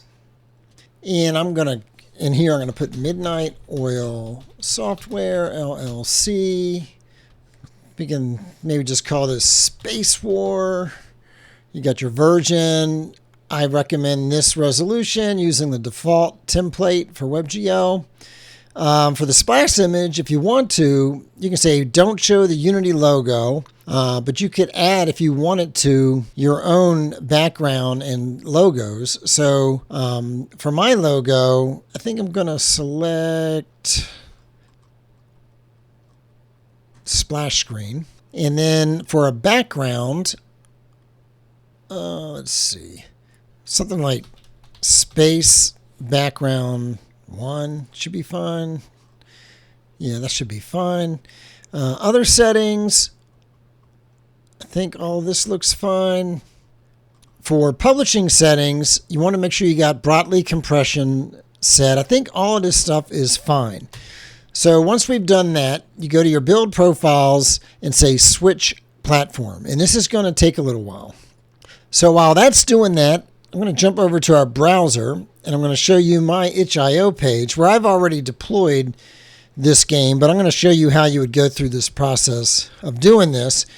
But in the meantime, I'm going to show you what my settings look like on this one. So when you create a new game on your dashboard on itch.io after you create an account, you give it a title. It will automatically populate the project URL based on what you call this. You can give it a description. You can give it a classification. You do want to say that it's an HTML game that can be played in the browser. And then this one says in development. After I get done this video, I'm going to change this to released. But right now it's in development and I've got a password assigned to it, so only people with the password can play it.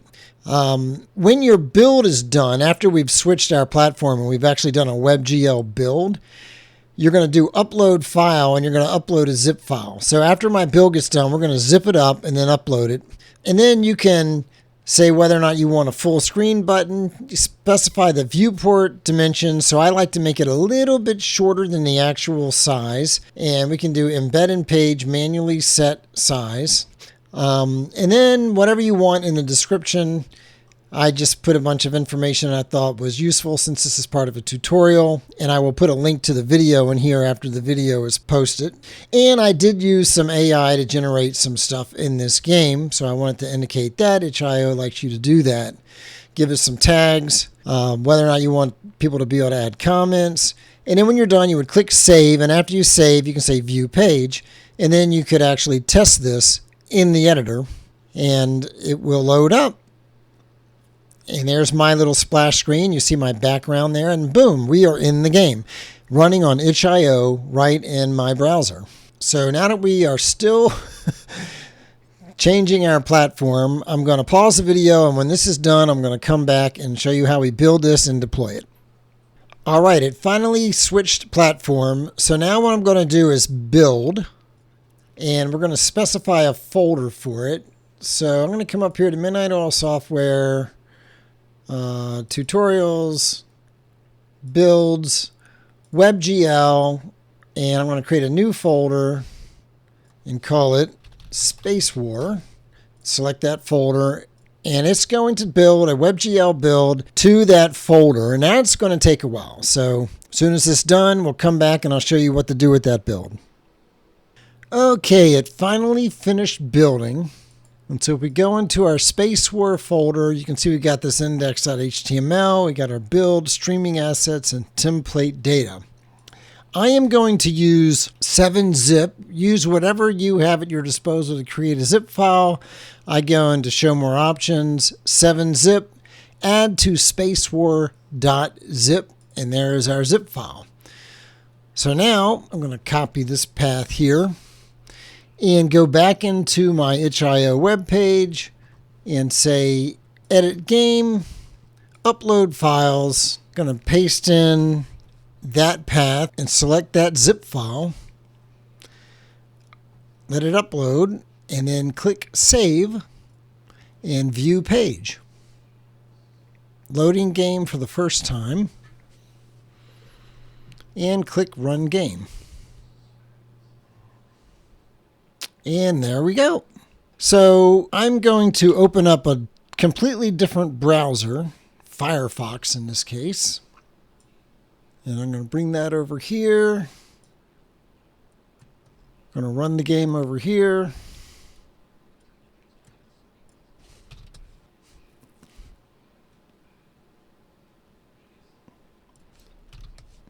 Host, join, start.